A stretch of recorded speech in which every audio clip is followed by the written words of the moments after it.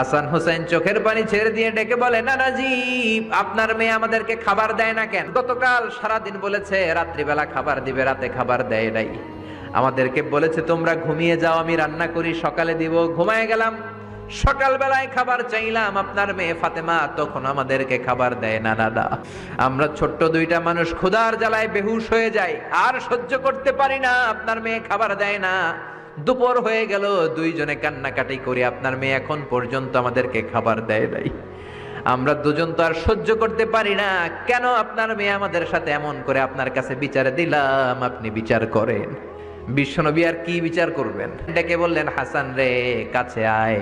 বিশ্বনবী শাম দেশের জুব্বা পড়তেন, শাম দেশের জুব্বাটা উপরের দিকে উঠালেন, হাসান রে দেখালেন, এই তো দেখ, তোর নানার পেটের মধ্যে 3টা পাথর বাঁধা। একদিন না খেয়ে থাকার কারণে তোদের পেটে এত জ্বালা, এত কষ্ট।